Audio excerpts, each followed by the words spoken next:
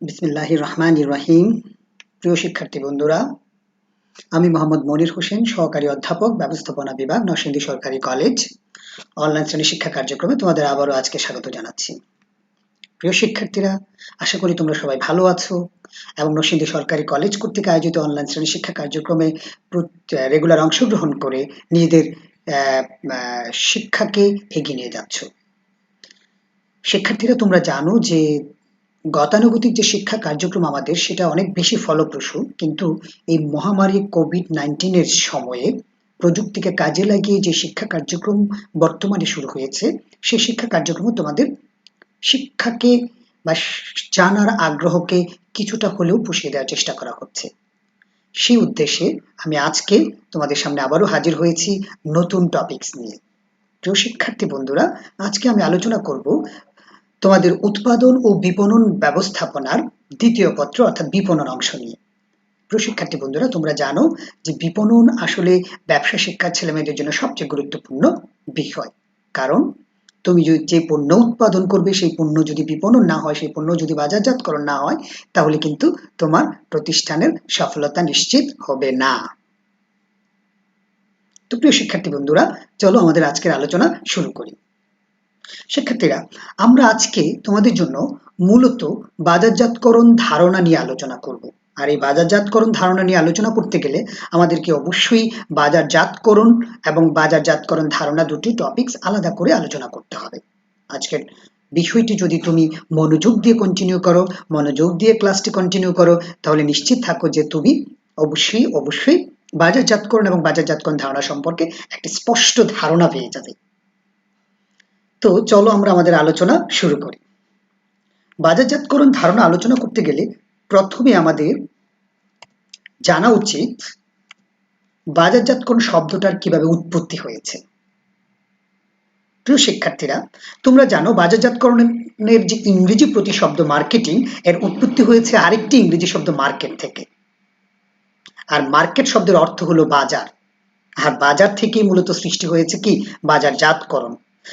কেন সৃষ্টি হয়েছে সেটা তুমি যদি বাজারের সংজ্ঞা জানতে চেষ্টা করো তাহলে কিন্তু জেনে যাবে।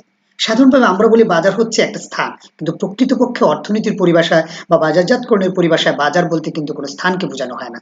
বাজার বলতে একদল লোকের সমষ্টিকে বোঝানো হয়, যারা মূলত ক্রেতা ভ্যালু সৃষ্টির উদ্দেশ্যে একত্রিত হয়। তো ক্রেতা ভ্যালু সৃষ্টি করাই হচ্ছে বাজারজাতকরণের মূল কাজ। তো যেহেতু বাজারেই একমাত্র ক্রেতা ভ্যালু সৃষ্টির করার কাজটি চলে, সুতরাং অবশ্যই বাজারজাতকরণের উৎপত্তি বাজার থেকে হওয়া ছাড়া আসলেই কিন্তু আর কোনো গত্যন্তর নেই বন্ধুরা। তাহলে আমরা কি জানলাম যে বাজারজাতকরণ শব্দটি মূলত ইংরেজি মার্কেট বা বাজার শব্দ থেকে এসেছে। কেন এসেছে? কারণ বাজারে একদল লোকের সমষ্টি থাকে, বাজার হচ্ছে একদল লোকের সমষ্টি যারা মূলত একত্রিত হয় ক্রেতা ভ্যালু সৃষ্টি করার উদ্দেশ্যে। আর ক্রেতা ভ্যালু সৃষ্টি করার অপর নামই কিন্তু বাজারজাতকরণ করা। তো যেহেতু একমাত্র বাজারেই ক্রেতা ভ্যালু সৃষ্টি করার প্রয়াস থাকে, সুতরাং বাজারজাতকরণ অবশ্যই বাজার থেকে সৃষ্টি হওয়ার সম্ভাবনা বেশি। তাহলে মনে হয় আমরা জানতে পারলাম যে বাজারজাতকরণের উৎপত্তি কোথা থেকে। এখন আমরা জানবো বাজারজাতকরণ বলতে আসলে আমরা কি বুঝি, অর্থাৎ বাজারজাতকরণের সংজ্ঞা আসলে কি। তো প্রিয় শিক্ষার্থীরা, আমাকে যদি বলো, আমি সহজভাবে বাজারজাতকরণকে সংজ্ঞায়িত করতে চেষ্টা করি। তোমরা জানো আমি ক্লাসে খুব ইজি বিষয় নিয়ে আলোচনা করতে চেষ্টা করি। ইজি বিষয়টাকে আস্তে আস্তে আস্তে আস্তে আমরা একটু গভীরে চলে যাই। তো আমাকে যদি বলো বাজারজাতকরণের সংজ্ঞা কি, তাহলে আমি বলবো সাধারণভাবে বাজারকে জাতকরণ করাকে, বাজারকে জাতে উঠানো বা উন্নত করাকে বাজারজাতকরণ করা বলা হয়। ব্যাপারটা একটু খেয়াল করো, বাজারকে উন্নত করাকেই কি করা হয় বাজারজাতকরণ বলা হয়। কারণ বাজার জাতকরণ শব্দটার মধ্যে দেখো বাজারকে কি করা, জাতে ওঠানোকে। তো তুমি কিভাবে আসলে বাজারকে উন্নত করবা?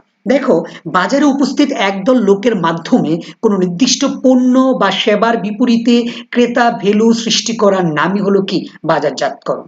অর্থাৎ বাজারে একদল লোক উপস্থিত থাকবে, সেই উপস্থিত লোকগুলো কোনো নির্দিষ্ট পণ্য বা সেবার বিপরীতে কি করবে, ক্রেতা ভ্যালু সৃষ্টি করবে। আর ভ্যালু বা মূল্য সৃষ্টি হলেই কিন্তু কোনো একটা বিষয় কি হয়, উন্নত হয়। সাধারণভাবে আমরা বলি যার মূল্য যত বেশি তার দাম তত বেশি, যার মূল্য যত বেশি তার সমাজে অবস্থান তত বেশি। তো স্বাভাবিকভাবে বোঝা যাচ্ছে যে বাজারজাতকরণ হচ্ছে যে বাজারে উপস্থিত এক দল লোকের মাধ্যমে নির্দিষ্ট কোনো পণ্য বা সেবার বিপরীতে ক্রেতা ভ্যালু সৃষ্টি করা। সহজভাবে যদি বলি, বাজারকে কি করা? জাতে ওঠানো বা উন্নত করা।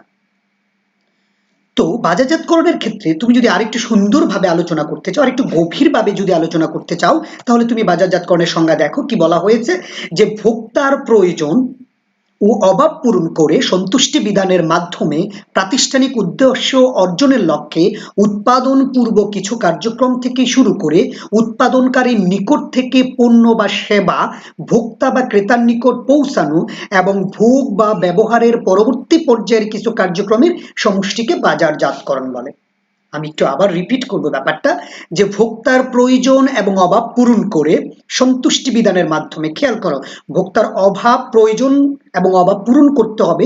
শুধু অভাব এবং প্রয়োজন পূরণ করলেই চলবে না, তার মধ্যে সন্তুষ্টি নিশ্চিত করতে হবে। সেই নিশ্চিত করার মাধ্যমে তোমার যে প্রাতিষ্ঠানিক লক্ষ্য বা উদ্দেশ্য আছে, সেই উদ্দেশ্য অর্জনের জন্য তুমি পণ্য উৎপাদনের পূর্বের কিছু কাজ এবং উৎপাদন করাকালীন কিছু কাজ এবং উৎপাদিত পণ্য ভোক্তার নিকট পৌঁছানো, শুধু পৌঁছানোই না, তার ভোগ করা এবং ভোগের পরবর্তীতে তার কাছ থেকে রেসপন্স পাওয়ার যে কাজ, সবগুলোই আসলে কি? বাজারজাতকরণ। তাহলে বাজারজাতকরণটা কিন্তু এত সংক্ষিপ্ত পরিসরে না। তুমি একটু খেয়াল করে দেখো, তুমি পণ্য উৎপাদনের আগে থেকে শুরু করে পণ্য উৎপাদনের পরে সেটা খাওয়া পর্যন্ত, ভোগ করা পর্যন্তই না, ভোগ করার পরে তার প্রতিক্রিয়া জানাটাও কিসের মধ্যে অন্তর্ভুক্ত? বাজারজাতকরণের মধ্যে অন্তর্ভুক্ত। তাহলে কিন্তু তুমি এক কথায় সহজভাবে বলতে পারো যে স্যার, বাজারজাতকরণ হচ্ছে পণ্য উৎপাদন থেকে শুরু করে পণ্য ভোক্তার নিকট পৌঁছিয়ে ভোগের পরে তার প্রতিক্রিয়া জানার সামগ্রিক প্রক্রিয়াটা হচ্ছে কি? বাজারজাতকরণ। প্রিয় শিক্ষার্থী বন্ধুরা, আমার মনে হয় আমরা মোটামুটিভাবে বাজারজাতকরণটা একটু বুঝতে চেষ্টা করলাম। আর সহজভাবে যদি বাজারজাতকরণ হচ্ছে বাজারকে কি করা? উন্নত করা। আর কিভাবে উন্নত করা? একদল লোকের সমষ্টি বা একদল লোকের মাধ্যমে নির্দিষ্ট পণ্য বা সেবার বিপরীতে ক্রেতা ভ্যালু সৃষ্টি করার মাধ্যমে কি করা? বাজারকে উন্নত করা বা বাজারজাতকরণ করা। তবে বাজারজাতকরণের প্রকৃত সংজ্ঞা হচ্ছে কি? উৎপাদনের পূর্ব থেকে, পণ্য বা সেবা উৎপাদনের পূর্ব থেকে পরবর্তীতে ভোক্তার নিকট পৌঁছানো পর্যন্ত এবং ভোক্তার ভোগের পরে তার প্রতিক্রিয়া জানা পর্যন্ত যে সামগ্রিক কার্যগুলি, তাকে আসলে আমরা কি বলবো? বাজারজাতকরণ বলে সংজ্ঞায়িত করব। প্রিয় শিক্ষার্থীরা, তাহলে আমার মনে হয় আমরা তোমাদেরকে বাজারজাতকরণ কাকে বলে বোঝাতে পারলাম। তো বাজারজাতকরণ যেহেতু অনেক ব্যাপক একটা বিষয়, বাজারজাতকরণ নিয়ে অনেকেই অনেক গবেষণা করেছেন, অনেক মনীষী অনেকভাবে বাজারজাতকরণকে সংজ্ঞায়িত করার চেষ্টা করেছেন। আমরা চলো এখন জানতে চেষ্টা করি মনীষীগণ কি কি বলেছেন। দেখো, এখানে একটা ছবি আছে ফিলিপ কটলার স্যারের, উনি আসলে বাজারজাতকরণের জনক। বলা হয় বাজারজাতকরণকে জাতি উঠিয়েছেন। বাজারজাতকরণ যে একটা অত্যন্ত গুরুত্বপূর্ণ বিষয় ব্যবসা শিক্ষার জন্য, সেই বিষয়টা উনিই উপলব্ধি করিয়েছেন প্রথম। তার নাম কি? Sir Philip Kotler. তো চলো আমরা বাজারজাতকরণের সংজ্ঞা তারা কি বলেছেন সে দুই একটা সংজ্ঞা আমরা জানতে চেষ্টা করি। আমেরিকান মার্কেটিং অ্যাসোসিয়েশন বলেছে যে বিনিময়ের মাধ্যমে ব্যক্তির সন্তুষ্টি বিধান এবং প্রাতিষ্ঠানিক উদ্দেশ্যবলী অর্জনের নিমিত্তে ধারণা, পণ্য ও সেবার পরিকল্পনা প্রণয়ন ও বাস্তবায়ন, মূল্য নির্ধারণ, প্রসার ও বন্টন প্রক্রিয়াকে কি বলা হয়? বাজারজাতকরণ বলা হয়। ওই যে যেটা বলেছিলাম, যে পণ্য উৎপাদন থেকে শুরু করে মূল্য নির্ধারণ, প্রসার, বন্টন প্রক্রিয়া পর্যন্ত, অর্থাৎ ভোক্তার নিকট যাওয়া পর্যন্ত পুরো সামগ্রিক প্রক্রিয়াটা আসলে কি? বাজারজাতকরণ। তো আমেরিকান মার্কেটিং অ্যাসোসিয়েশনের সংজ্ঞা থেকেও যেহেতু বাজারজাতকরণের জনক হচ্ছেন ফিলিপ কটলার সাহেব, তো উনি বাজারজাতকরণের কি সংজ্ঞা প্রদান করেছে চলো আমরা দেখতে চেষ্টা করি। তা ফিলিপ কটলার স্যার শুধু একা নয়, উনি ওনার আরেকজন সহযোগী গবেষক গ্রে আর্মস্ট্রং, এই দুইজন মিলে বাজারজাতকরণকে চমৎকারভাবে সংজ্ঞায়িত করেছেন। তারা বলেছেন বাজারজাতকরণ হচ্ছে একটি সামাজিক ও ব্যবস্থাপকীয় প্রক্রিয়া। কি? বাজারজাতকরণ হচ্ছে একটি সামাজিক ও ব্যবস্থাপকীয় প্রক্রিয়া, যার মাধ্যমে ব্যক্তিবর্গ বা দল অন্যদের সাথে পণ্যদ্রব্য ও ভ্যালু সৃষ্টি এবং বিনিময়ের মাধ্যমে তাদের প্রয়োজন ও অভাব পূরণ করে থাকে। খুবই গুরুত্বপূর্ণ সংজ্ঞা, একদম ভালোভাবে পড়বে। কি বলা হয়েছে? বাজারজাতকরণ হচ্ছে একটি সামাজিক ও ব্যবস্থাপকীয় প্রক্রিয়া। অবশ্যই বাজারজাতকরণ কখনো বনে জঙ্গলে হবে না, কারণ বনে জঙ্গলের পশু পাখি কিন্তু তোমার কাছ থেকে ক্রয় করবে না, তোমাকে পেলে থপ করে ধরেই খেয়ে ফেলবে, এখানে কোনো দাম দরের ব্যাপার থাকবে না, মূল্য নির্ধারণের ব্যাপার থাকবে না। এই জন্য বলা হয়েছে বাজারজাতকরণ হচ্ছে একটি কি সামাজিক প্রক্রিয়া, এবং বাজারজাতকরণ একটি ব্যবস্থাপকীয় প্রক্রিয়া। কেন?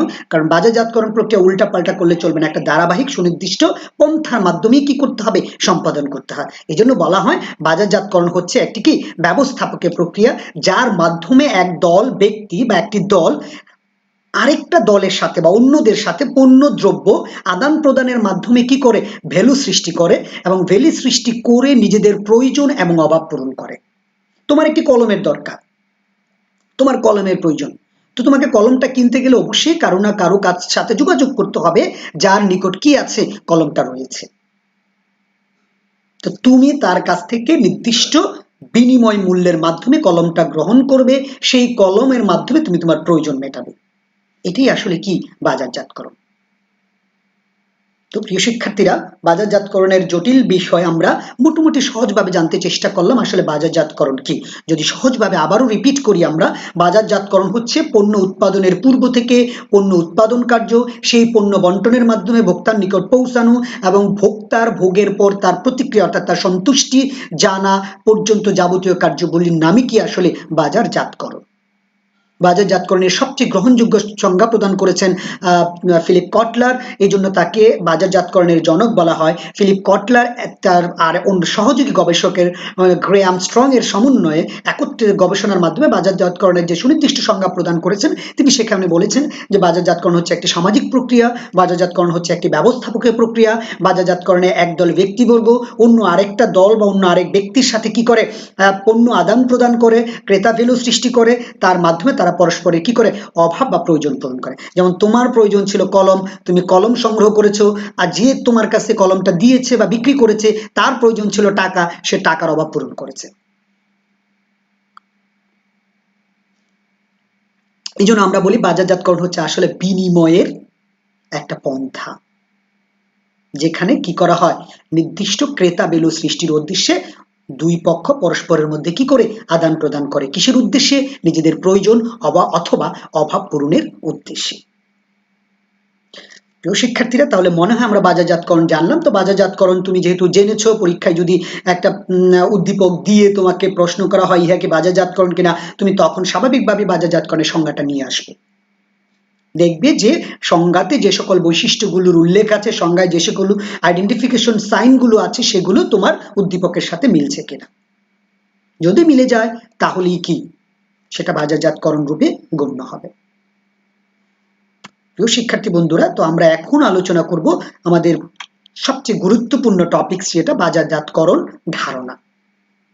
আশা করি তোমরা একটু মনোযোগ দিয়ে আমার সাথে থাকবে। তোমরা যদি ক্লাসটা রেগুলার কন্টিনিউ না করো, তাহলে কিন্তু ক্লাসটার মূল যে বেনিফিটটা সেটা পাবে না। তোমরা অবশ্যই যখনই ক্লাস করতে বসবে, অনলাইন ক্লাসগুলোতে অংশগ্রহণ করবে, চেষ্টা করবে একদম শুরু থেকে শেষ পর্যন্ত সেই ক্লাসটা অনুসরণ করার জন্য। তো চলো আমরা আলোচনা করি বাজারজাতকরণ ধারণা বা মার্কেটিং কনসেপ্ট নিয়ে। বাজারজাতকরণ ধারণা কিন্তু আসলে একটা ছোট্ট বিষয় নয়। শুধু বাজারজাতকরণ দিয়ে আসলে বাজারজাতকরণ ধারণার সৃষ্টি হয়নি, কিন্তু বাজারজাতকরণ ধারণা সৃষ্টি হয়েছে মূলত 5টা বিষয়ের সমন্বিত প্রয়াসের মাধ্যমে। আমরা দেখো চিত্রে বলে দিয়েছি, দেখিয়ে দিয়েছি যে বাজারজাতকরণ আসলে কিভাবে তৈরি হয়েছে। দেখো এখানে যে বিষয়গুলো আছে, এটা চিত্রটা ইংরেজিতে আছে, আমরা চলো বাংলায় তোমার জন্য বাজারজাতকরণ ধারণাটা উপস্থাপন করি। দেখো এখানে বাজারজাতকরণ ধারণার সাথে মোট কয়টি ধারণা সম্পৃক্ত আছে, আমরা বলেছি 5টি ধারণা সম্পৃক্ত আছে। প্রথমেই তোমার মধ্যে বাজারজাতকরণ হতে গেলে প্রয়োজন, অভাব এবং চাহিদার সৃষ্টি করতে হবে। কারণ প্রয়োজন, অভাব এবং চাহিদা যদি সৃষ্টি না হয়, তাহলে বাজারজাতকরণ যে ধারণা সেটার আসলে অস্তিত্বই থাকার কথা নয়। এই প্রয়োজন, অভাব, চাহিদা থেকেই পণ্য বা সেবার উৎপত্তি হবে। সেই পণ্য বা সেবা উৎপত্তি হওয়ার পরই সেটার ভ্যালু, সন্তুষ্টি এবং মান নিশ্চিত হবে। মান, ভ্যালু, সন্তুষ্টি এবং মান যদি নিশ্চিত হয়, তাহলে সেখানে বিনিময়, লেনদেন এবং সম্পর্ক হবে। সেই সম্পর্কের মাধ্যমে আসলে কি তৈরি হবে, একদল লোক একত্রিত হবে, অর্থাৎ বাজার হবে। তারপরে আবার কি হবে, গতানুগতিক ভাবে চলতেই থাকবে, অর্থাৎ বাজারজাতকরণ কমপ্লিট হবে না। বাজারজাতকরণ তো একটা সুনির্দিষ্ট বিষয় না, এটা একটা ধারাবাহিক বিষয়, কারণ মানুষের অভাব, প্রয়োজন, চাহিদা অসীম, চলতেই থাকে। সুতরাং বাজারজাতকরণ কনসেপ্ট বা ধারণাও কি হয়, প্রতিনিয়ত চলতেই থাকে। তো প্রিয় শিক্ষার্থীরা, বাজারজাতকরণ ধারণার সাথে কয়টি বিষয়াবলী জড়িত? আমরা বলেছি 5টি ধারণা জড়িত। তো চলো এখন আমরা সেই 5টি ধারণা একে একে কি করি, আলোচনা করতে চেষ্টা করি। তাহলে প্রথমটা আমরা আলোচনা করব প্রয়োজন, অভাব বা চাহিদা। 3টা বিষয় একত্রিত করা। তুমি যদি বলো স্যার যা প্রয়োজন তাই অভাব তাই চাহিদা, আসলে কিন্তু না। প্রয়োজন, অভাব, চাহিদা 3টা সম্পূর্ণ কি ভিন্ন ভিন্ন বিষয়। সেটাই আমরা এখন দেখো তোমাকে কি করব, আলোচনা করে দেখিয়ে দিতে চেষ্টা করব বা বুঝিয়ে দিতে চেষ্টা করব। তো আমার প্রিয় শিক্ষার্থীরা, চলো আমরা এখন তোমাকে বুঝাই যে কিভাবে আসলে প্রয়োজন, অভাব, চাহিদার সৃষ্টি হয় বাজারজাতকরণের ক্ষেত্রে। দেখো প্রয়োজনটা কি আসলে? প্রয়োজন হচ্ছে মানুষের এমন একটি মানসিক স্তর যখন সে কোনো কিছু পাওয়া থেকে নিজকে বঞ্চিত মনে করে।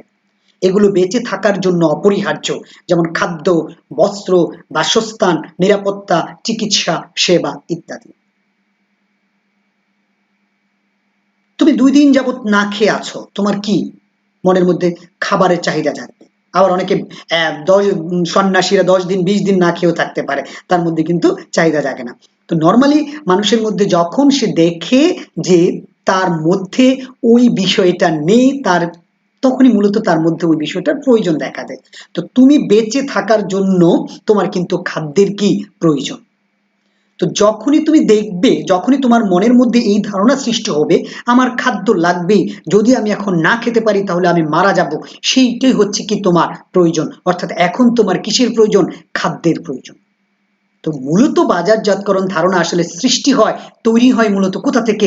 প্রয়োজন থেকে। কিন্তু বন্ধুরা, সেই প্রয়োজনের প্রেক্ষাপটেই তোমার মধ্যে কিসের সৃষ্টি হবে? অভাবের সৃষ্টি হবে। যেমন তুমি চিন্তা করেছিলে যে তোমার খেতে হবে, না খেতে পারলে তুমি মারা যাবে। তো তোমার প্রয়োজন ছিল খাদ্যের, কিন্তু এখন তোমার সামনে যদি আমি এমন তেলাপোকা, ব্যাঙ এইসব ভয়াবহ খাবার দিই, তুমি কি সেটা খাবা? খাবা না। কেন? কারণ তোমার কিন্তু অভাব খাদ্যের। কোন খাদ্যের? তুমি যা খাও সেই রকম খাদ্যের। এই জন্য বলা হয় আসলে অভাব সৃষ্টি হয় যখন প্রয়োজন ভোক্তার সংস্কৃতি বা ব্যক্তিত্ব দ্বারা প্রভাবিত হয়ে বাস্তবে প্রকাশ পায়।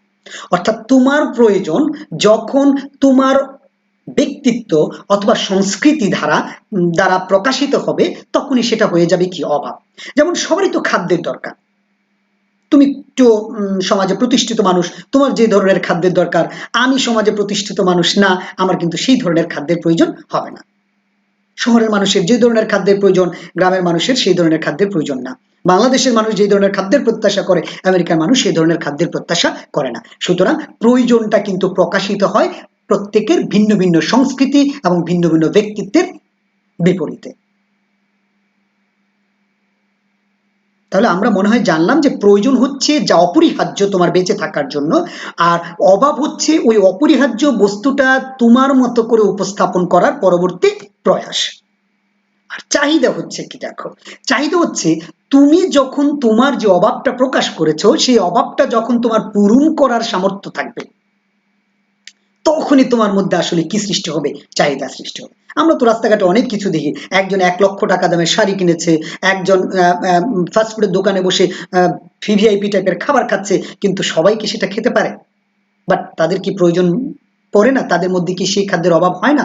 হয়। কিন্তু কিন্তু যেহেতু তাদের সেটা ক্রয় করার সামর্থ্য থাকে না, এই জন্য বলা হয় তাদের মধ্যে চাহিদারও সৃষ্টি হয় না। তাহলে চাহিদার সৃষ্টি হয় কখন? প্রয়োজনের বিপরীতে অভাব প্রকাশিত হবে। সেই অভাব যখন পূরণ করার সামর্থ্য থাকবে, তখনই কি হয়? মানুষের মধ্যে চাহিদার সৃষ্টি হয়। এবং যখনই চাহিদার সৃষ্টি হয়, বলা হয়ে থাকে যে তখনই আসলে বাজারজাতকরণ ধারণার শুরু হয়।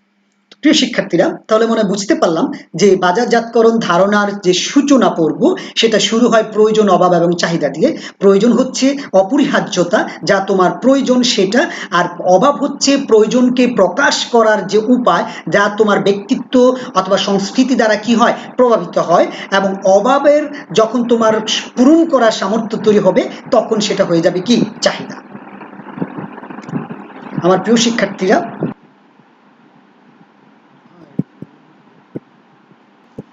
তো প্রিয় শিক্ষার্থী বন্ধুরা, চলো আমরা দ্বিতীয় উপাদান সম্পর্কে আলোচনা করি। দ্বিতীয় উপাদানটা হচ্ছে কি, পণ্য, সেবা ও অভিজ্ঞতা।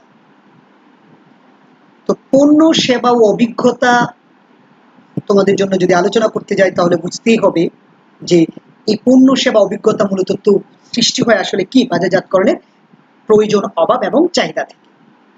আমরা জানি যে প্রয়োজন থেকেই মূলত অভাবের সৃষ্টি হয়, অভাব থেকে চাহিদা যদি সৃষ্টি হয় তখনই যখন ক্রয় করার সামর্থ্য থাকে।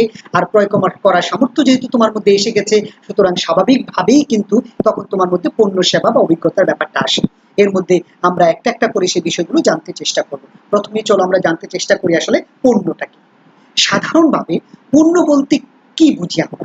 খুব নর্মালি পণ্য বলতে আমরা ওই বিষয়ে, ওই বস্তুকে বুঝি যে আসলে মানুষের অভাব পূরণ করতে সক্ষম, অর্থাৎ যা কিছু, তবে অবশ্যই সেটা কি, দৃশ্যমান কিছু, যা মানুষের অভাব বা প্রয়োজন পূরণের মাধ্যমে সন্তুষ্টি নিশ্চিত করে, তাই আসলে কি পণ্য।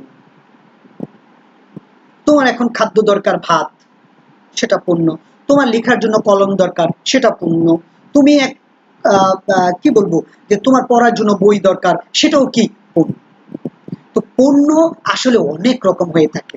পণ্য একটা নতুন বিষয়, আর যেহেতু এটা একটা অধ্যায় তোমাদের জন্য, তোমাদের মার্কেটিং বইয়ের আলোচনার একটা অধ্যায় আছে, আমরা সেখানে বিস্তারিত আলোচনা করব। তারপর আমরা এখানে পণ্য সম্পর্কে গতানুগতিক ছোট্ট ধারণা দিতে চেষ্টা করব। পণ্য অনেক রকম হয়ে থাকে, তবে সাধারণভাবে পণ্য দুই ধরনের হয়ে থাকে। একটা হচ্ছে ভোগ্য পণ্য, যা আসলে ভোগের উদ্দেশ্যে ব্যবহার করা হয়। আর একটা হচ্ছে শিল্প পণ্য, যা মূলত কিসের জন্য ব্যবহার করা হয়, যা পুনরায় আবার উৎপাদনের উদ্দেশ্যে ব্যবহার করা হয়। ভোগ্য পণ্যগুলোকে আবার তিন ভাগে ভাগ করা হয়, যেমন সুবিধাজনক পণ্য, বিপণন পণ্য, বিশিষ্ট পণ্য বা আকর্ষণীয় পণ্য। সুবিধাজনক পণ্যগুলো আবার বিভিন্নভাবে ভাগ করা যায়, যেমন আবশ্যক পণ্য, জরুরি পণ্য, লোভনীয় পণ্য, গৃহে সরবরাহকৃত পণ্য। বিপণন পণ্যগুলোকে আবার অনেকভাবে ভাগ করা যায়। এখানে দেখো বেশ ভাগ করা যাচ্ছে, যে কাঁচামাল, আধা প্রস্তুত পণ্য, আনুষঙ্গিক যন্ত্রপাতি, ইত্যাদি ইত্যাদি ইত্যাদি। তারপরে তোমার শিল্প পণ্যগুলোকে বিভিন্নভাবে ভাগ করা হয়েছে। তো এই প্রকারভেদটা তুমি একটু দেখে রাখো, এটা আলোচনা করবো আমরা পরে অধ্যায়ে। এই জন্য আমরা এখানে আলোচনা করতে গিয়ে আমরা বাজারজাতকরণ ধারণার সময়টা আসলে নষ্ট করতে চাচ্ছি না। তবে তুমি সাধারণভাবে মনে রাখো, পণ্য হচ্ছে দৃশ্যমান কোনো বস্তু, যা মানুষের প্রয়োজন অথবা অভাব পূরণের মাধ্যমে সন্তুষ্টি বিধান করতে সক্ষম। এখন আমরা আলোচনা করব সার্ভিস বা সেবা নিয়ে। সেবা আসলে কি দেখো, সেবা হচ্ছে পণ্যের ঠিক বিপরীত, অর্থাৎ যা দৃশ্যমান ছিল কিন্তু মানুষের প্রয়োজন বা অভাব পূরণ করতে সহায়তা করত, সেটা ছিল পণ্য। কিন্তু যা অদৃশ্যমান কিন্তু মানুষের পণ্য বা সেবা পূরণ করতে কি, মানুষের প্রয়োজন বা অভাব পূরণ করতে সক্ষম, সেটা হয়ে যাবে কি সেবা। এই জন্য সেবার সঙ্গে আমরা বলেছি কি, অদৃশ্যমান কিন্তু ভোক্তার প্রয়োজন বা অভাব মেটানোর উদ্দেশ্যে যা ক্রয় ও বিক্রয় করা হয় তাকে আসলে কি বলে, সেবা বলে। যেমন চিকিৎসকের চিকিৎসা সেবা, শিক্ষকের শিক্ষাদান, নাপিতের চুল কাটা ইত্যাদি আসলে কি সেবা। অর্থাৎ যা তুমি নিচ্ছ কিন্তু আসলে চোখে দেখছো না, সেটি আসলে কি সেবা। যেমন আমি তোমাকে পড়াচ্ছি, সেই পড়াটা তুমি নিচ্ছ, তুমি যখন পড়াটা দেখে ফেলতেছো তখন সেটা হয়ে যাচ্ছে কি পণ্য, কিন্তু তুমি যখন সেটা রিয়েলাইজ করতেছো তখন কিন্তু সেটা হয়ে যাচ্ছে কি শেখা। অনলাইন শ্রেণী শিক্ষায় কিন্তু আমরা শিক্ষকরা কিন্তু আসলে দুই ধরনের বিষয়ই প্রদান করি। যেমন আমরা যখন তোমাকে দৃশ্যমান বিষয়টা দেখাই, যেমন এখন আমি তোমাকে স্লাইডের মাধ্যমে দেখাচ্ছি, সেটা কিন্তু পূর্ণ হয়ে যাচ্ছে স্লাইডগুলা, কিন্তু তোমাকে আমি বুঝাচ্ছি, সেই বুঝানোটা তুমি কিন্তু দেখছো না, সেই বুঝানোটা আসলে কি সেবা। তাহলে প্রিয় শিক্ষার্থী বন্ধুরা, আমরা সেবাও জানলাম, আমরা এবারে জানবো অভিজ্ঞতা। অভিজ্ঞতা আসলে কি, চলো আমরা জানতে চেষ্টা করি। কোনো কিছু করে বা দেখে বা অনুভব করার মাধ্যমে অর্জিত জ্ঞান বা দক্ষতাকে আসলে কি বলে, অভিজ্ঞতা বলে। অর্থাৎ তুমি কোনো কিছু করবা, চেষ্টা করবা, অথবা কোনো কিছু দেখে বুঝতে চেষ্টা করবা, অথবা অনুভব করবা, ফিল করবা, সেটার মাধ্যমে যখন তুমি জ্ঞান অর্জন করবা, সেটা আসলে কি অভিজ্ঞতা। যেমন আমি 10 বছর যাবত তোমাদেরকে পড়াতে চেষ্টা করছি, সুতরাং আমাকে যদি বলা হয় স্যার আপনার পড়ানোর অভিজ্ঞতা কত, 10 বছর, কারণ আমি 10 বছর চেষ্টা করছি কাজটা করে, অন্যকে দেখে, অন্যের বিষয়টা রিয়েলাইজ করার মাধ্যমে জ্ঞান অর্জন করছি, প্রতিনিয়ত নিজকে ভাঙছি, পরিবর্তন করছি, প্রতিনিয়ত ক্লাসটা তোমাদের কাছে সৃষ্টিশীল বা সুন্দর করে উপস্থাপন করার চেষ্টা করছি, সেটি হচ্ছে কি আমার অভিজ্ঞতা।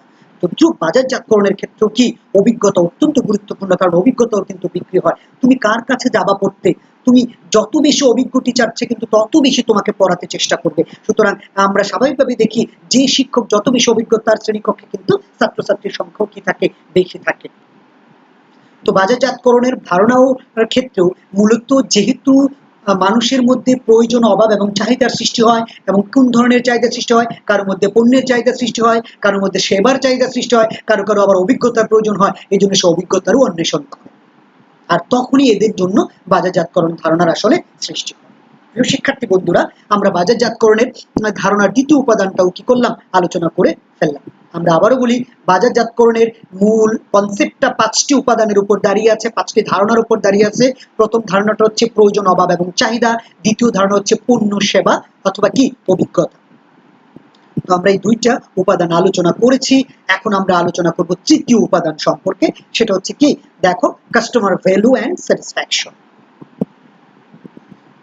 তো কাস্টমার ভ্যালু অ্যান্ড স্যাটিসফ্যাকশন অর্থাৎ কি, ক্রেতা ভ্যালু এবং ক্রেতা সন্তুষ্টির বিষয়টা বাজারজাতকরণের বলা হয় এটা হচ্ছে মধ্যবর্তী একটা পর্যায়, কারণ এর পরেই মূলত বাজারের সৃষ্টি হবে বা বাজারজাতকরণের সৃষ্টি হয়ে থাকে। তো কখন ক্রেতা ভ্যালু, সাধারণত একটি পণ্য অর্জন এবং ব্যবহারের মাধ্যমে ক্রেতারা যে উপকারিতা পায় এবং পণ্যটি অর্জনের জন্য যে ব্যয় করতে ইচ্ছা পোষণ করে, এই 2টার মধ্যকার পার্থক্যকে আসলে কি বলা হয়, ক্রেতা ভ্যালু বলা হয়। একটু খেয়াল করে দেখো, তুমি পণ্যটা ক্রয় করলে অথবা একটা পণ্য সংগ্রহ করলে, কিংবা সেটা সেবা বা অভিজ্ঞতা সেটা সংগ্রহ করলে, সেটা সংগ্রহ করতে গিয়ে তুমি যে বিনিময় মূল্যটা দিলে এবং ওই বিনিময় মূল্য এবং তুমি সংগ্রহ করার পর সেখান থেকে যে উপকারিতাটা পাবে, 2টার ব্যবধানটাই আসলে কি, ক্রেতা ভ্যালু। আমরা একটা কলম কিনি, কলম কিনে হয়তো আমরা কি করি, 5 দিন লিখি, কলমের দাম 5 টাকা। আমি যদি 5 দিন লিখি যেটা, সেটার মূল্য যদি হয় 6 টাকা, তাহলে 5 টাকা 6 টাকার ব্যবধান যেটা, অর্থাৎ 1 টাকা, সেটাই হচ্ছে আসলে কি, ক্রেতা ভ্যালু। এবং তুমি সেটার জন্যই মূলত কি করবে, 5 টাকা ব্যয় করে ওই কলমটা ক্রয় করতে ইচ্ছা পোষণ করবে। আর তুমি যদি দেখো যে 5 টাকা দিয়ে তুমি যে কলমটা ক্রয় করছো, সেই কলম দিয়ে তুমি যেই লেখাটা লিখছো তার মূল্য আসলে 5 টাকার চেয়েও কম, তাহলে কিন্তু তুমি কখনোই ওই কলমটা ক্রয় করতে যাবে না, এবং তখন ওই কলমের বিপরীতে কোনো ক্রেতা ভ্যালু সৃষ্টি হবে না। আর ক্রেতা ভ্যালু সৃষ্টি না হলে সেখানে বাজারজাতকরণ ধারণারও সৃষ্টি হবে না। তো ক্রেতা ভ্যালুটা আমরা জানলাম কি, ক্রেতার ক্রয়কৃত পণ্যের উপকারিতা এবং পণ্য ক্রয়ের বিপরীতে যে বিনিময় মূল্য প্রদান করা হয় তার ব্যবধান। আর এই যে এবারে যদি আমরা সন্তুষ্টি নিয়ে আলোচনা করতে, তাহলে স্বাভাবিকভাবেই ভোক্তা তার প্রত্যাশার সাথে প্রাপ্ত সুবিধার তুলনা করে তার মধ্যে যে আনন্দ বা নৈরাশ্যের অনুভূতি সৃষ্টি হয়, তাকেই আসলে সন্তুষ্টি বা অসন্তুষ্টি বলা হয়। এখন তুমি যে কলমটা 5 টাকা দিয়ে ক্রয় করলে 6 টাকার সেবা পাওয়ার প্রত্যাশায় তুমি যদি দেখো যে সেখান থেকে তুমি 60 টাকার সেবা পেয়ে গেছো, তখন তোমার মধ্যে কি আসবে, স্যাটিসফ্যাকশন আসবে, সেটাই হচ্ছে কি আসলে ক্রেতা সন্তুষ্টি। আবার তুমি যদি দেখো যে সেখান থেকে তুমি 60 টাকার সেবা না পেয়ে 6 টাকারও সেবা পেলে না, 5 টাকারও সেবা পেলে না, তখন তোমার মধ্যে কি চলে আসবে, অসন্তুষ্টি। তাহলে ক্রেতা সন্তুষ্টি কি, যে ক্রেতা যে প্রত্যাশা করে পণ্যটা ক্রয় করে, সেই প্রত্যাশাটাতে তার যে আনন্দ, অর্থাৎ তার যে স্যাটিসফ্যাকশন, সে যে সেবা পেয়েছে তার তুলনা করে তার মধ্যে যে প্রতিক্রিয়া সৃষ্টি হয়, সেটাই হচ্ছে কি, ক্রেতা সন্তুষ্টি। তাহলে ক্রেতা ভ্যালু হচ্ছে বিনিময় মূল্য এবং ক্রয়কৃত পণ্যের ব্যবহারের মূল্যের মধ্যে পার্থক্য, আর ক্রেতা সন্তুষ্টি হচ্ছে পণ্য ভোগের যে মূল্য, পণ্য ভোগ করার পরে তার যে প্রত্যাশা ছিল, সেই প্রত্যাশা এবং ভোগ করার মাধ্যমে যে সুবিধা পেল, সেই 2টার ব্যবধান। আমরা এর পরের উপাদান আলোচনা করব, 4 নম্বর উপাদান, বিনিময়, লেনদেন এবং সম্পর্ক। প্রিয় শিক্ষার্থী বন্ধুরা, ধরে নাও যে বাজারজাতকরণ এখন শুরু হলো। এতক্ষণ বাজারজাতকরণের পূর্ববর্তী অবস্থায় ছিলাম আমরা, কারণ মানুষের মধ্যে অভাব ছিল, প্রয়োজন ছিল, প্রয়োজন থেকে অভাবের সৃষ্টি হয়েছে, অভাবের থেকে তার ক্রয় সামর্থ্য থাকলে চাহিদার সৃষ্টি হয়, আর চাহিদার সৃষ্টি হওয়ার পরেই মূলত পণ্য, সেবা বা অভিজ্ঞতা উৎপাদিত হয়। সেই পণ্য, সেবা বা অভিজ্ঞতার বিপরীতে আসলে ক্রেতা ভ্যালু অথবা ক্রেতা সন্তুষ্টির সৃষ্টি হয়। এবং ওই যখনই ক্রেতা ভ্যালু সৃষ্টি হয় বা যখনই ক্রেতা সন্তুষ্টি সৃষ্টি হওয়ার সম্ভাবনা থাকে, তখনই কিন্তু মূলত বিনিময়, লেনদেন এবং সম্পর্ক সৃষ্টি হয়। বলা হয় বাজারজাতকরণের এটাই হচ্ছে মূল স্টেপ, যেখানে আসলে বিনিময় হবে, লেনদেন হবে এবং ক্রেতা এবং উৎপাদনকারীর মধ্যে বা বিক্রেতার মধ্যে কি হবে, সেতু বন্ধন তৈরি হবে। তো আমরা এই বিনিময়, লেনদেন এবং সম্পর্ক নিয়ে একটু আলোচনা করছি। চলো দেখো, এখানে বলা আছে কি, কোনো কিছু প্রদানের মাধ্যমে অন্যের কাছ থেকে কাঙ্ক্ষিত পণ্য বা সেবা লাভের উপায়কে আসলে কি বলে, বিনিময় বলে। এখন তুমি তো কলম ক্রয় করতে চাচ্ছ, কারণ তোমার কলমের প্রয়োজনীয়তা ছিল। তো তোমাকে তো সে কলমটা কি এমনি দিয়ে দিবে? তুমি চাইলেই দিবে? দিবে না। তোমাকে কি করতে হবে, নির্দিষ্ট মূল্য প্রদান করতে হবে।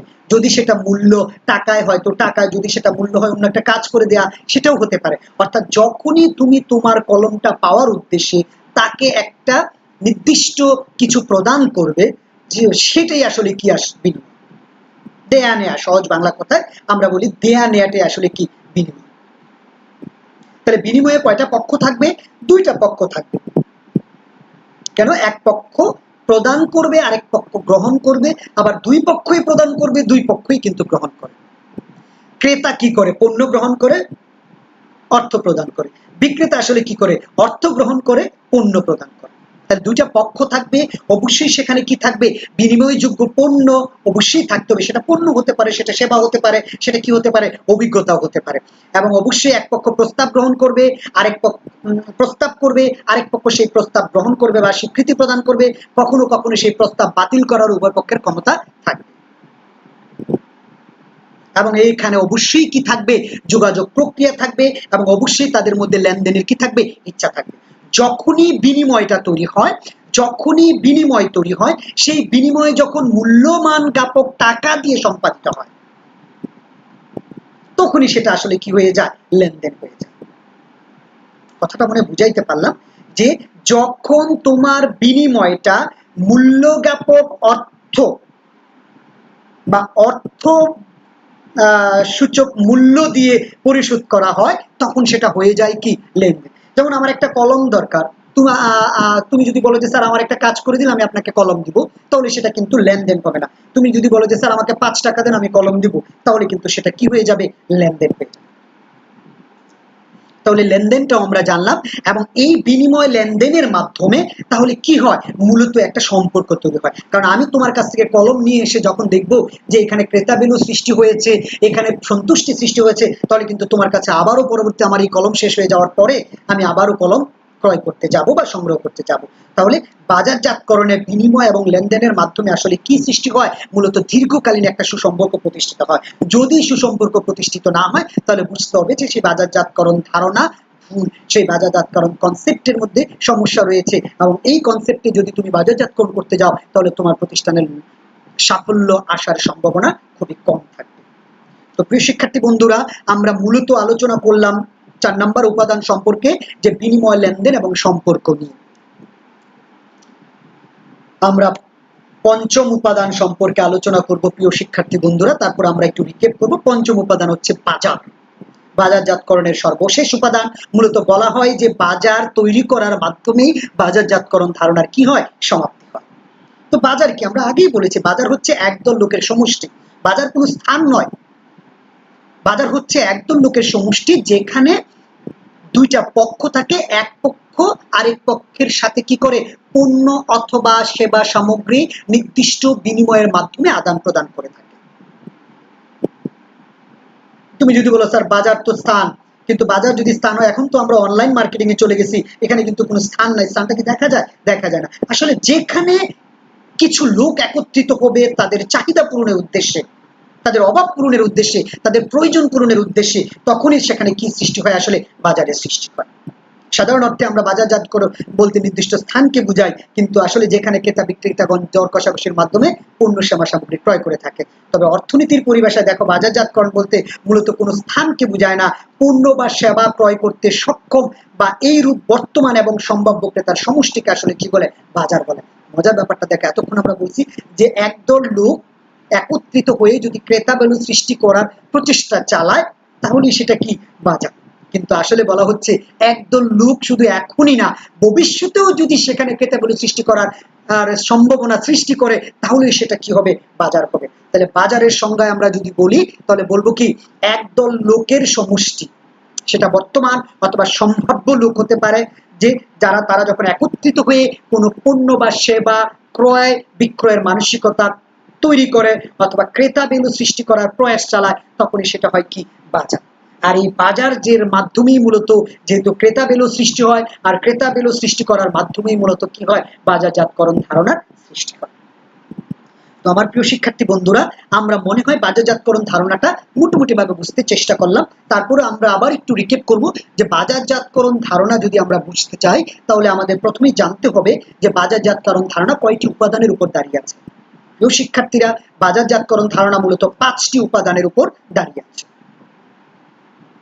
প্রথম উপাদানটা কি? প্রথম উপাদান হচ্ছে প্রয়োজন, অভাব এবং চাহিদা। প্রয়োজনটা কি?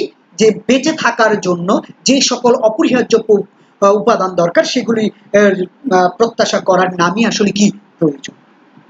সেই প্রয়োজনটা যখন কোনো ব্যক্তি, সমাজ, সংস্কৃতি অথবা ব্যক্তিত্ব দ্বারা প্রকাশিত হয়, তখন সেটা হয়ে যায় কি অভাব। আর এই অভাব যখন কোনো ব্যক্তির মধ্যে পূরণ করার সামর্থ্য সৃষ্টি হয়, তখন সেটা হয়ে যায় কি চাহিদা। এই চাহিদা সৃষ্টির মাধ্যমেই মূলত বাজারজাতকরণ ধারণার শুরু হয় এবং শেষ হয় কি দিয়ে? বাজার তৈরি করার মাধ্যমে। তো চাহিদা তৈরি হয় আসলে কিসের বিপরীতে? পণ্য, সেবা অথবা অভিজ্ঞতার বিপরীতে। এই জন্য বলা হয় বাজারজাতকরণের দ্বিতীয় উপাদান হচ্ছে কি পণ্য, সেবা অথবা কি অভিজ্ঞতা। পণ্য হচ্ছে যা কিছু দৃশ্যমান কিন্তু ভোক্তার প্রয়োজন অথবা অভাব পূরণে সক্ষম, সেটি হচ্ছে কি পণ্য। অর্থাৎ দেখা যায় যা, সেটা যদি কারো প্রয়োজন পূরণে সক্ষম হয়, তাহলে সেটা হয়ে যাবে কি পণ্য। পণ্য অনেক রকম আছে, আমরা বলেছি পণ্যের একটা বিস্তারিত অধ্যায় আছে, আমরা সেই অধ্যায় পণ্য সম্পর্কে ডিটেলস আলোচনা করব। এই জন্য আমরা এখানে পণ্য সম্পর্কে অত বেশি আলোচনা করি। আর সেবা হচ্ছে যে যা অদৃশ্যমান কিন্তু ভোক্তার অভাব বা প্রয়োজন পূরণে সক্ষম, সেটা হচ্ছে কি সেবা। সেবারও অনেক প্রকারভেদ আছে, সেটাও আমরা সেবা অধ্যায়ে আলোচনা করব। যেহেতু এখন আমরা মৌলিক ধারণা দিচ্ছি বাজারজাতকরণের, এই জন্য আমরা এখন মোটামুটিভাবে জানাতে চেষ্টা করছি। আর অভিজ্ঞতা হচ্ছে কোনো কিছু দেখে, করে অথবা অনুভব করার মাধ্যমে জ্ঞান অর্জন করা। অর্থাৎ দেখার মাধ্যমে বারবার অথবা কাজটা করার মাধ্যমে বারবার কিংবা অনুভব করার মাধ্যমে যখন তুমি একটা বিষয় সম্পর্কে জানবে, তখনই সেটা হয়ে যাবে কি অভিজ্ঞতা। তো মানুষ আসলে চাহিদা অনুভব করে হয় পণ্য, হয় সেবা কিংবা অভিজ্ঞতা। এই তিনটার বাইরে আসলে মানুষের কোনো চাহিদা নেই। তুমি খুঁজে দেখো, তুমি বেরও করতে পারবে না যে এই তিনটার বাইরে মানুষের আর কোনো চাহিদা আছে। হয় মানুষের পণ্যের চাহিদা থাকবে, না হয় তার সেবা পাওয়ার চাহিদা থাকবে, অথবা তার কি কোনো অভিজ্ঞতা অর্জন করার চাহিদা থাকবে। এই জন্য বাজারজাতকরণের দ্বিতীয় উপাদানে আমরা এই তিনটি উপাদান আলোচনা করেছি। বাজারজাতকরণের তৃতীয় উপাদানে আমরা বলেছি যে ক্রেতা ভ্যালু ও ক্রেতা সন্তুষ্টি। আমরা বলেছি ক্রেতা ভ্যালুটা হচ্ছে আসলে কি? ক্রেতা ভ্যালুটা হচ্ছে যে ভোক্তা যে মূল্যে পণ্য ক্রয় করে এবং সে ক্রয়কৃত পণ্য থেকে যে সেবা পায়, ওই দুইটার কি ব্যবধান। আর ক্রেতা সন্তুষ্টি হচ্ছে ক্রেতা যে আশায় পণ্যটা ক্রয় করেছে, সে আশা এবং সে প্রকৃততে পণ্য ব্যবহার করার পরে সে কতটুকু সুবিধা পেয়েছে, ওই দুইটার ব্যবধানে হচ্ছে কি সন্তুষ্টি। যদি সে বেশি পেয়ে থাকে প্রত্যাশার চেয়ে, তাহলে তার মধ্যে সন্তুষ্টি সৃষ্টি হয়। যদি সে কম পায় প্রত্যাশার চেয়ে, তাহলে তার মধ্যে কি সৃষ্টি হয়? অসন্তুষ্টি সৃষ্টি হয়। আমরা বলেছি বাজারজাতকরণের চতুর্থ উপাদান হচ্ছে, যেহেতু ক্রেতা ভ্যালু এবং ক্রেতা সন্তুষ্টির ব্যাপার এসে গেছে, সুতরাং তাদের মধ্যে অবশ্যই বিনিময় হবে। বিনিময়ের সাথে সাথে হয়তো তাদের মধ্যে লেনদেন হবে এবং লেনদেন হওয়ার মাধ্যমে তাদের মধ্যে দীর্ঘমেয়াদী সম্পর্ক তৈরি হতে পারে। এই জন্য বলা হয় বাজারজাতকরণের চতুর্থ উপাদান হচ্ছে কি বিনিময়, লেনদেন এবং কি দীর্ঘমেয়াদী সম্পর্ক। বিনিময় হচ্ছে যা আদান প্রদান হয়, অর্থাৎ কোনো একটা পণ্য পাওয়ার বিপরীতে ভোক্তা যা দিতে ইচ্ছুক থাকে, সেটা হচ্ছে কি বিনিময়। আর বিনিময়ে যখন আঙ্কিক মূল্যে অর্থাৎ আর্থিক মূল্যে প্রদান করা হয়, তখন সেটা হয়ে যায় লেনদেন। আর যখন লেনদেন কার্যক্রম যথাযথভাবে সম্পন্ন হয়, তখনই ক্রেতা ও বিক্রেতার মধ্যে কি হয়? দীর্ঘমেয়াদী সম্পর্কের তৈরি হয়। এবং মূলত তখনই বাজারজাতকরণ ধারণা তৈরি হয়। তখনই কিসের সৃষ্টি হয়? বাজারজাতকরণের 5 নম্বর ধারণা, 5 নম্বর উপাদানের সৃষ্টি হয়, সেটা হচ্ছে বাজার। আমরা সাধারণভাবে বাজার বলতে একটা স্থানকে বুঝাই, কিন্তু প্রকৃতপক্ষে বাজারজাতকরণ বলতে একদল বর্তমান এবং সম্ভাব্য ক্রেতার সমষ্টিকে বোঝায়, যারা মূলত একত্রিত হয় নিজেদের অভাব এবং চাহিদা পূরণের উদ্দেশ্যে, যারা মূলত একত্রিত হয় ক্রেতা ভ্যালু সৃষ্টির উদ্দেশ্যে, যারা মূলত একত্রিত হয় ক্রেতা সন্তুষ্টি সৃষ্টির উদ্দেশ্যে, যারা মূলত একত্রিত হয় বিনিময়, লেনদেন কিংবা দীর্ঘমেয়াদী সম্পর্ক সৃষ্টির উদ্দেশ্যে। প্রিয় শিক্ষার্থী বন্ধুরা, তো আমার মনে হয় আমরা তোমাদেরকে বাজারজাতকরণ ধারণা সম্পর্কে স্পষ্ট ব্যাখ্যা দিতে চেষ্টা করেছি। আশা করি তোমরা মনোযোগ দিয়ে আমার ক্লাসের সাথে একত্রিত থেকেছিলে, আমার ক্লাসটা অনুসরণ করেছিলে এবং কিছুটা বোঝার চেষ্টা করেছো। আমি আমার যথাসাধ্য চেষ্টা করেছি। আমি আশা করব যদি কারো কোনো সমস্যা হয় অবশ্যই আমার সাথে যোগাযোগ করবে। আমি তোমাদেরকে সেই তার পরবর্তীতে বিষয়টা আরো পরিষ্কার বা আরো ক্লিয়ার করে বোঝানোর চেষ্টা করব। তো ধন্যবাদ সবাইকে এতক্ষণ আমার সাথে ধৈর্য ধরে থাকার জন্য। যদিও ধন্যবাদ কিন্তু তোমাদেরকে দিলে আসলে হয় না, কারণ ধন্যবাদ কিন্তু আমাকেও দেওয়া উচিত, কারণ আমিও কিন্তু 40 মিনিট তোমার সাথেই ছিলাম। তো ধন্যবাদ তোমাদেরকে, ধন্যবাদ আমাকেও। সবাই ভালো থাকো, সুস্থ থাকো। আসসালামু আলাইকুম।